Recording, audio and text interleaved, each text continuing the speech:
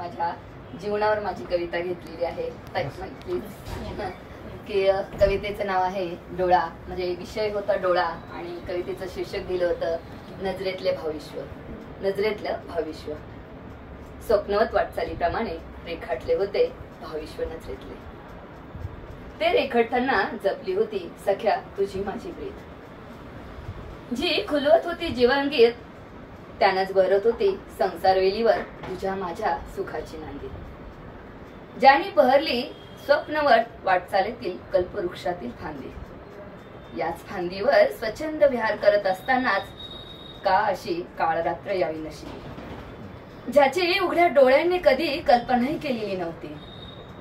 कल्पवृक्षाच्या त्या फांदीला बहर येत असतानाच संसारवेलीवर उमलली होती दोन कोमल फुले. त्यांच्या निरागस बालमुद्रेत रममाण होऊन स्वतःचे अस्तित्व रेखाटण्याचे मनोमन ठरवत असतानाच नियतीने घात करून घराचा खांबच हिरवला.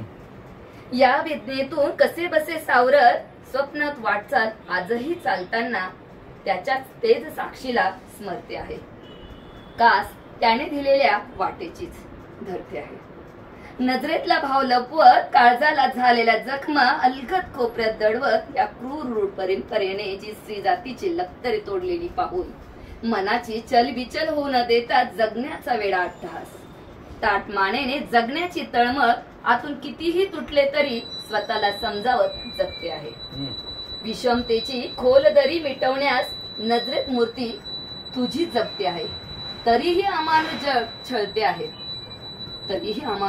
छळते आहे. नाना प्रश्नांच्या मैफलीत मीच कुठे हरवली ना जावे यासाठी चाललेली खडतर खास खळग्यांची अमानुष वाट धैर्याने मत चालायची आहे. तुझीच प्रतिमा मनात जपून प्राजक्त अंगणी फुलवायचं आहे. रात्राने संग दरवळायचे, सौख्य गंध जपायचा आहे आणि भरभरून शिंपडायचा आहे. प्रेमाची स्नेहभूक शमविण्यास विचारांचा सागर सख्या करायचा आहे. हीच कास धरताना आयुष्याच्या खाच खळग्यांनी भरलेल्या वाटेला उघड्या डोळ्यांनी स्मरते आहे.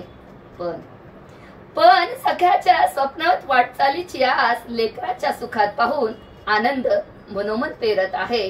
प्रत्येक हृदय कोरत आहे. धन्यवाद. माझ्या ह्याच्यात कविताच नाही.